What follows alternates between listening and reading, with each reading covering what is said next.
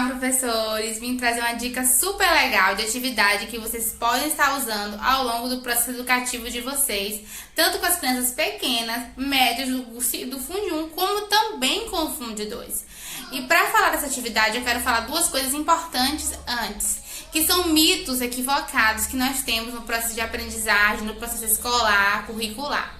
O primeiro mito tem a ver com a BNCC. Quando ela fala de habilidades socioemocionais, de uma grande transição, de uma grande mudança no currículo, quando ela fala de competências novas, habilidades que sim, já eram discutidas, mas não eram bem aproveitadas, muitas eram desacreditadas, não se entendia o valor emocional no processo educativo, há muitas coisas ainda para se discutir, crenças limitantes absurdas no meio escolar.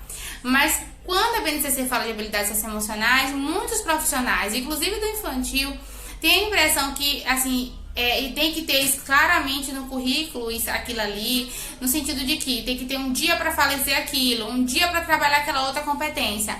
Quando, na verdade, elas são competências que se intercomunicam e elas aparecem nesse currículo, aparecem nesse plano de aula, envolvidas em cada conteúdo.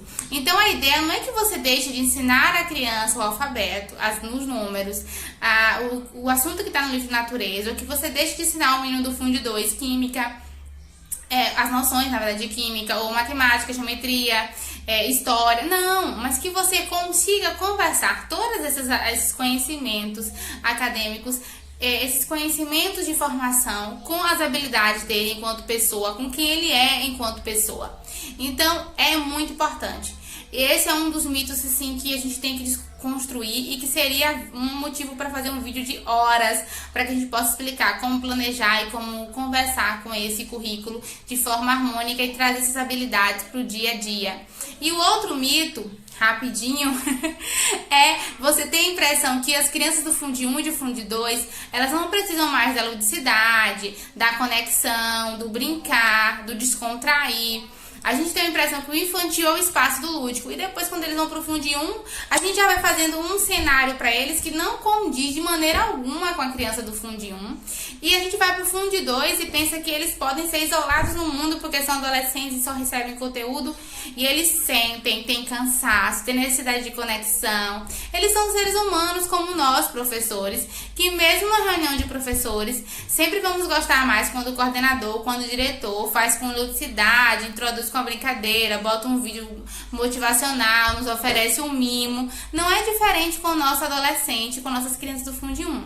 Então, por isso, é muito importante que nossas aulas sejam, sim, criativas e conectadas. Então, vamos para a dica. Essa brincadeira, ela é muito legal, porque ela envolve as emoções que estão armazenadas. E nós sabemos que as nossas crianças e jovens estão em casa durante uma pandemia que está se estendendo e que eles estão precisando expandir essas emoções, comunicar essas emoções, se conectar com eles mesmos e até dizer, muitos deles não sabem nomear o que eles estão sentindo. Então, para isso, nós podemos usar 3 ferramentas diferentes.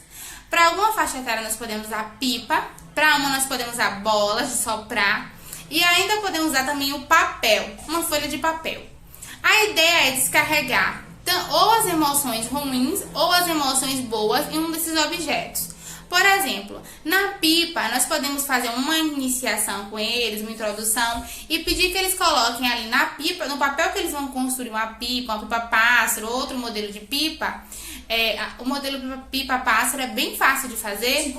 Quando eles colocarem no papel o que eles estão sentindo de sonhos, vamos supor, o que eles querem fazer quando isso tudo passar, os sonhos que eles têm naquele momento, o que eles queriam dizer para o mundo, você pode escolher um caminho assim. Aí você faz uma iniciação para que aquilo ali tenha um sentido, você pode fazer o seu também na hora. Introduza, não é só fazer atividade, a atividade tem que ter um foco, tem que ter um objetivo, tem que ter uma conexão. E aí vocês podem então orientar eles que no final da aula eles vão amarrar aquela pipa, no cordão e vão soltar a pipa ao vento, imaginando que aquela mensagem está se espalhando e que está vindo aquele alívio, que ele está se sentindo ouvido. A mesma coisa pode ser com o balão. Ele pode soprar dentro do balão e enquanto ele sopra, ele pode estar pensando naquilo que ele gostaria de estar dividindo com o mundo, naquilo que está angustiando, nas dores que ele tem, no que ele não consegue expressar. Porque é um trabalho de nomeação que o cérebro começa a se ouvir durante a dinâmica. Isso é muito saudável, ele comunicar a si mesmo como ele está. E aí ele pode encher esse balão e a ideia é que ele solte o balão e imagine que isso tudo também está indo junto, está se manifestando no universo, está saindo dele, né?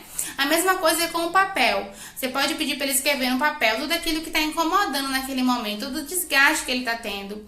E ele vai olhar aquele papel, vai refletir sobre aquilo. Você pode fazer boas perguntas que sempre ativam o cérebro sobre por quê, será que isso está te incomodando tanto, quais são as raízes, será que você já comunicou a alguém, será que você já conversou com você mesmo? Trabalhar essa emoção, não só jogar a atividade e pronto. E depois você vai mandar essa criança, então, recarregar aquela energia do que está incomodando, rasgando esse papel com força, como se ela estivesse estendendo a energia e dizendo para ela que isso vai ficar para trás, ela vai recomeçar, se ouvindo, se acolhendo, se amando. Então são vários caminhos. Claro que para a criança do infantil e para o início do Fundi 1, nós vamos trabalhar as emoções mais típicas, nós vamos falar, por exemplo, elas colocarem no balão, soprar os sonhos, ou para ela soprar todo o cansaço, para ele ir embora. Nós podemos colocar para a criança do infantil escrever na pipa, pedir para a mamãe, quem não sabe escrever ainda, escrever na pipa os sonhos que ela tem, que aventuras ela vai fazer quando voltar para a escola. O segredo, professor, é que nós tenhamos sensibilidade, amor a eles e, claro, que entendamos o nosso papel de mediadores desse conhecimento, que entenda que a aprendizagem tem a ver com emoções, tem a ver com afetividade e que conhecimento, escola, tem a ver não só com a formação profissional, com quem eles vão ser quando eles crescerem, mas tem a ver com habilidades para a vida, tem a ver com cidadania e, claro, tem a ver com amor a si mesmo. Então, eu tô torcendo que essas dicas funcionem para vocês, professores. Um abraço, Lua Coutinho.